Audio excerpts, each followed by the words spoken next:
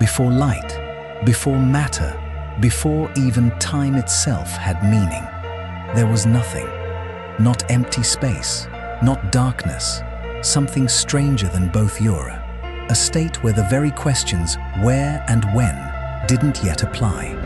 And then, everything began.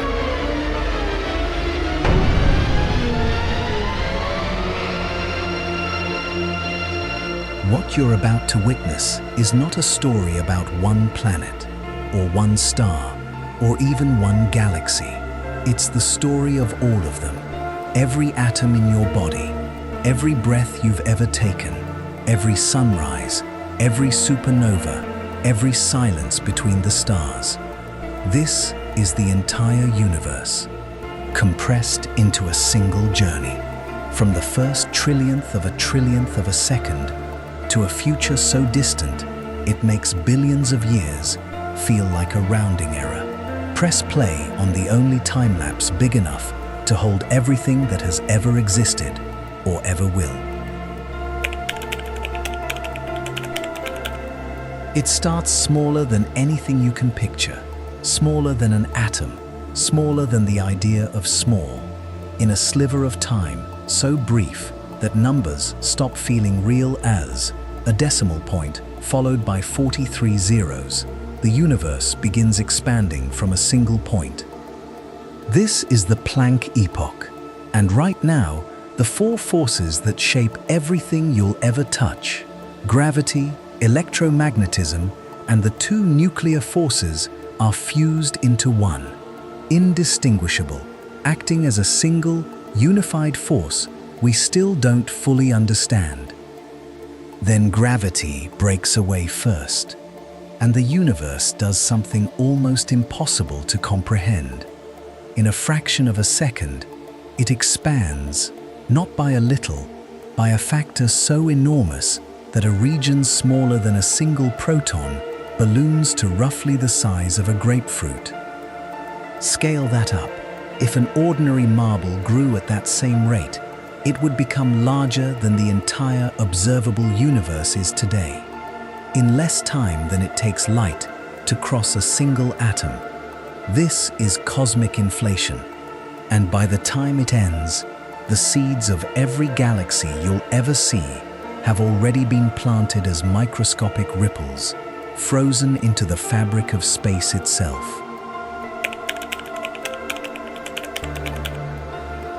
The universe is now a fireball, hotter than the core of any star that will ever exist.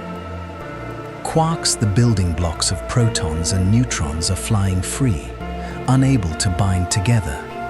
The universe is too violent, too energetic for matter as we know it to exist. But it's cooling, fast. By 1 microsecond, quarks lock together into protons and neutrons. By 1 second, the universe has cooled enough that something else can happen. Neutrinos, ghostly particles that barely interact with anything, break free and begin traveling outward.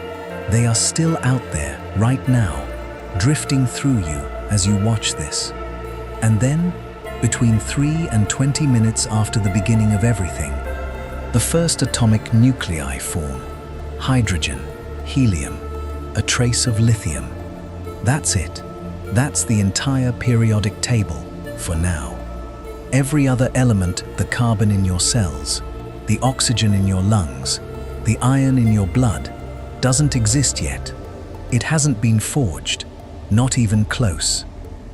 The universe, barely 20 minutes old, is nothing but a hot, glowing soup of the two simplest atoms that will ever exist.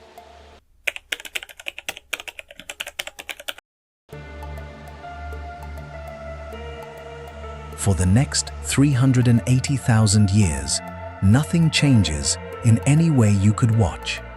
The universe is a fog. Electrons fly free, scattering light in every direction before it can travel more than a short distance. If you were somehow floating there, you wouldn't see stars or galaxies or even darkness in the way we know it. You'd see a wall light, trapped with nowhere to go. But the universe keeps expanding, keeps cooling, and then, at 380,000 years old, something changes everything. The temperature finally drops low enough for electrons to bind to nuclei. Atoms, real, neutral, stable atoms form for the first time. And light is set free. That ancient light is still traveling today. We call it the cosmic microwave background, and it's the oldest photograph of the universe that will ever exist. If the universe were an 80-year-old person, this snapshot is what it looked like at 19 hours old. But after this brief flash of light, darkness returns. For the next 100 million years or more, there are no stars, no galaxies, no light-producing anything. Just hydrogen and helium, drifting in a silence longer than almost everything that comes after it.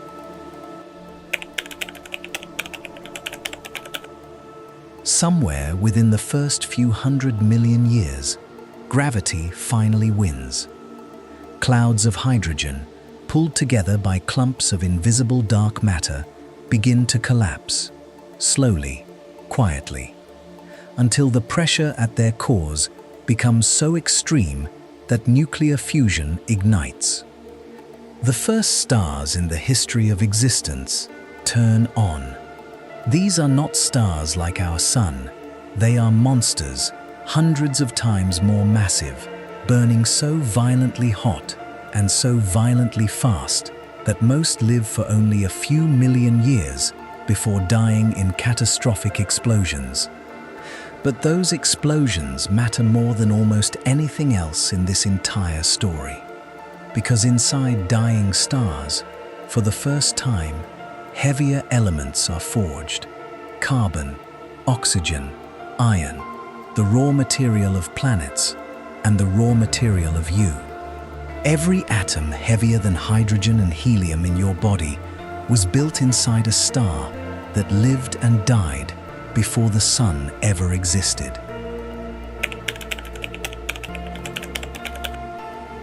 The light from these first stars does something extraordinary.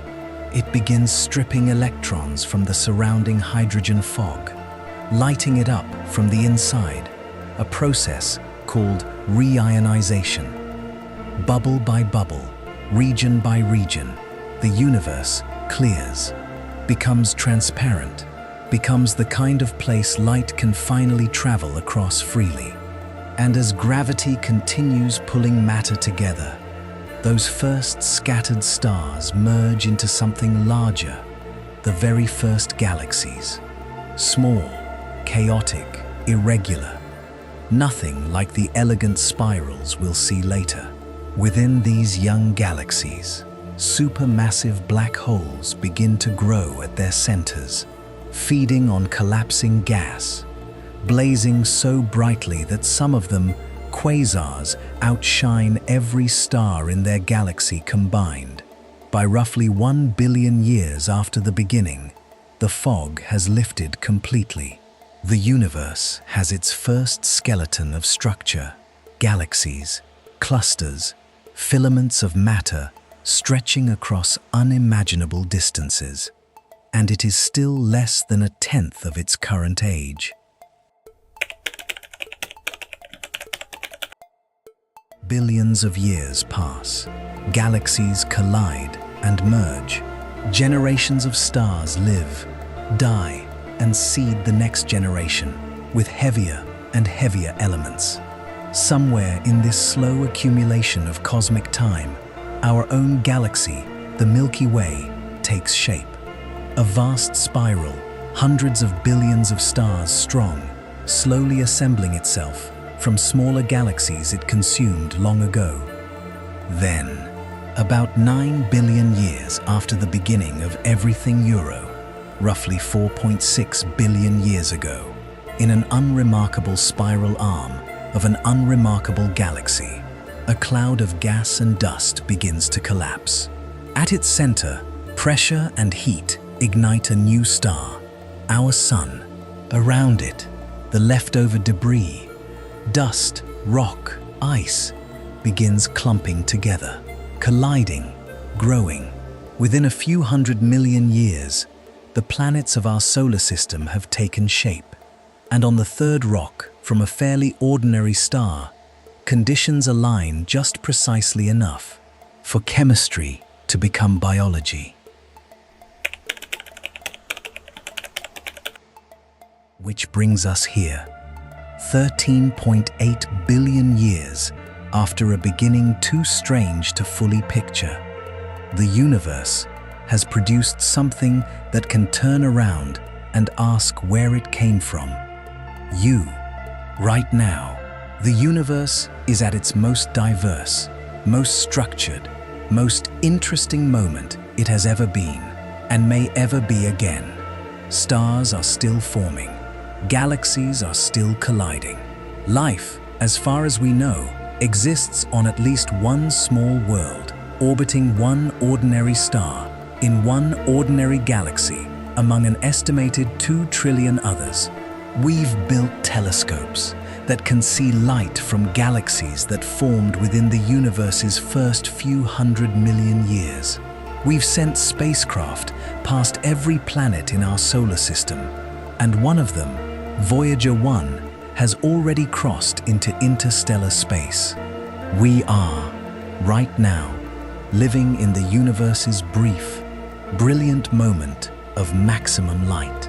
But this moment will not last. Fast forward roughly 5 billion years. Our sun, having spent its entire existence fusing hydrogen into helium, begins to run low on fuel at its core. Without enough outward pressure to resist gravity, the core contracts and the outer layers respond by expanding dramatically. The sun becomes a red giant, swelling outward until it likely engulfs Mercury, then Venus, and quite possibly Earth itself, reduced by then to a scorched, lifeless husk, if it isn't simply swallowed whole. Eventually, the sun sheds its outer layers entirely, leaving behind a small, dense, slowly cooling core. A white dwarf, about the size of Earth, but containing merely the mass of the entire sun that came before it. It will sit there, fading, for longer than the sun's entire active lifetime put together. Around the same general era, give or take a few billion years, something far larger is approaching. The Andromeda Galaxy, our nearest large galactic neighbor, has been falling toward the Milky Way for billions of years, pulled in by mutual gravity. When it finally arrives, the two galaxies will not destroy each other in any dramatic, fiery sense. Space between stars is simply too vast for direct collisions. Instead, they will pass through one another.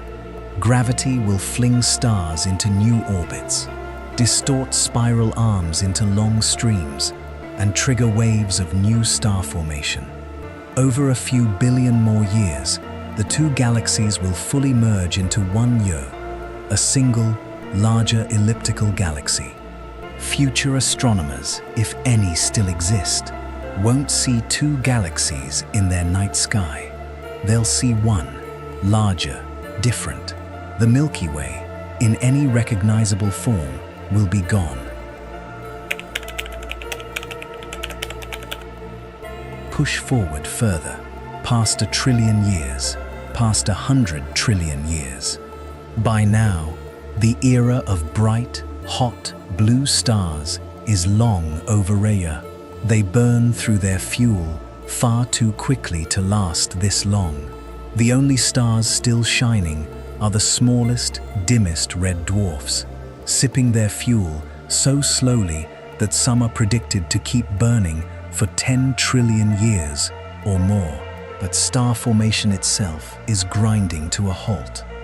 The raw hydrogen gas needed to build new stars is running out, locked away inside dead stellar remnants, never to be recycled again. eventually, and this will take an almost incomprehensible stretch of time. Even the last red dwarf exhausts its fuel and fades out. The stelliferous era, the era of starlight, ends. What remains is a universe of corpses. White dwarfs, neutron stars, black holes, the remnants of everything that ever shone, drifting in a darkness with no new light to replace what's been lost. Over spans of time, measured in numbers with dozens of zeros, even these remnants don't last forever. White dwarfs and neutron stars may slowly decay if certain theoretical predictions about the stability of matter itself turn out to be true. Protons themselves might eventually break apart, and black holes, the most patient objects in existence, slowly evaporate, leaking faint radiation into the void over spans of time so long that even a trillion years is a rounding error by comparison. One by one, the last black holes in existence finish evaporating in a final, faint burst of radiation, marking the true end of the black hole era. After this, there is almost nothing left to happen. No stars, no black holes, no structure of any kind, just a thin, cold scattering of particles spread across a universe that has expanded so far, so completely, that nothing can ever interact with anything else again. Temperature differences, the very thing that allows energy to do anything at all, fade toward zero. Entropy, the slow drift toward disorder, finally wins completely. This is the heat death of the universe. Not an explosion, not a collapse, just silence, stretching forward forever. If you stood there somehow, impossibly, still capable of standing, there would be no light to see by, no warmth to feel, no future event left to wait for, only the slow, eternal scattering of the last particles that were ever part of anything. And yet, somewhere in the middle of this almost incomprehensibly long story, in a sliver of time so brief it barely registers on the scale we just traveled, something extraordinary happened. A collection of atoms, forged inside dying stars, arranged itself into something that could look up at the night sky and wonder where it all came from. That's us. A few thousand years of civilization, a few hundred years of science, inside a 13.8 billion year story that will keep unfolding for trillions of years after we're gone. We are not at the end of the universe's story. We're barely past the first page. But for this one brief moment, the universe became aware of itself, and it looked up.